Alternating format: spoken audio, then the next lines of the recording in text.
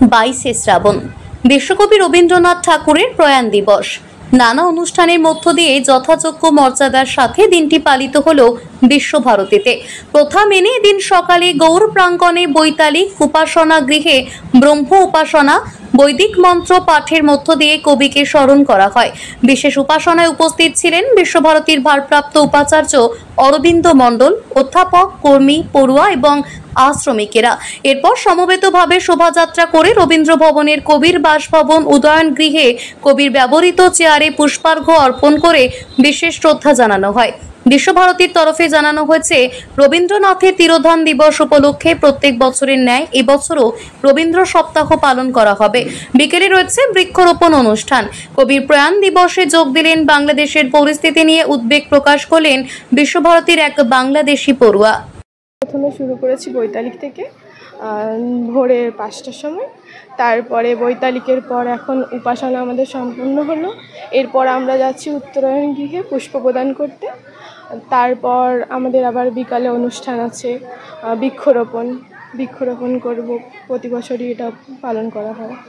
এবারে কি প্রথম, এর আগে? না, আমি এখানে এবারে সেকেন্ড ইয়ার। হ্যাঁ, তো এটা দ্বিতীয় বর্ষ। আমার ভালো লাগছে। আরও অনেক মানে আমাদের সহচরীরা আছেন, তাদের সাথেও ভালো লাগছে। আরও যারা জুনিয়র আমাদের এসেছেন, আরও যারা সিনিয়র আছে তাদের সাথে মানে বিভিন্ন আলোচনার মাধ্যম দিয়ে বলুন বা বিভিন্ন আরও বিভিন্নভাবে আমরা যতটা সম্ভব ততটা ভালোভাবে এটাকে উদযাপন করার চেষ্টা করছি। তারপরে মন্দিরে আমরা সবাই উপাসনা করে রবীন্দ্রনাথকে স্মরণ করলাম।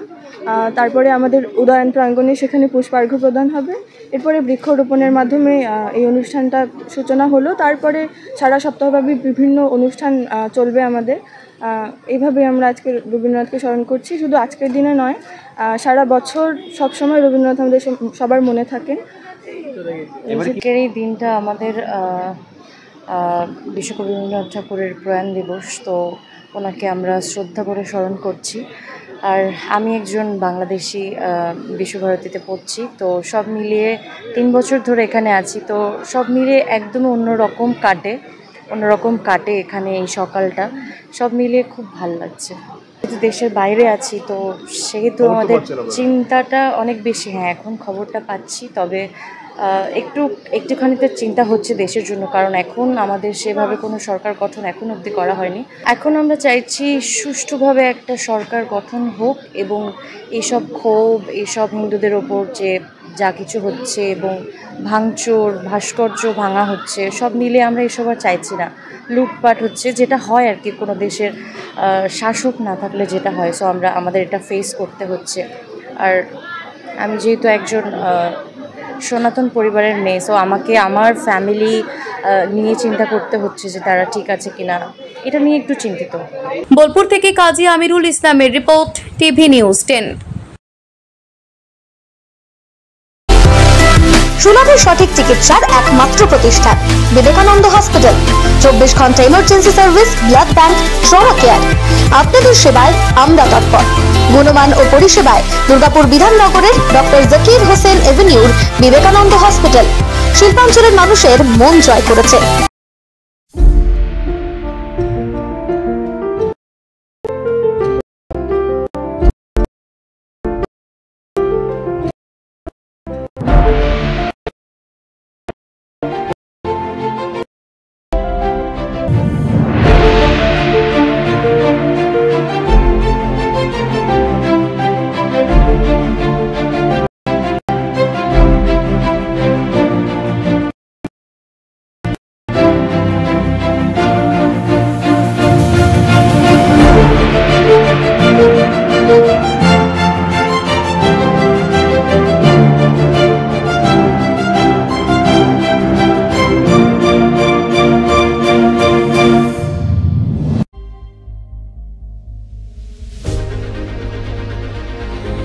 বাইকের স্বপ্ন আপনার, ভরসা আমরাই।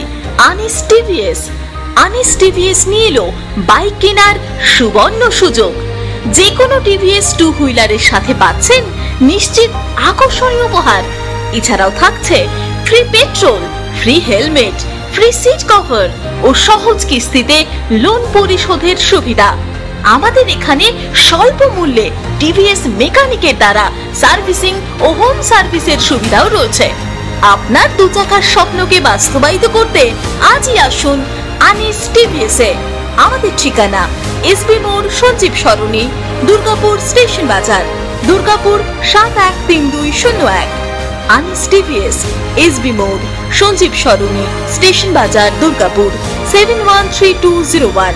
মোবাইল নম্বর 7872776667। এছাড়াও 7384601357।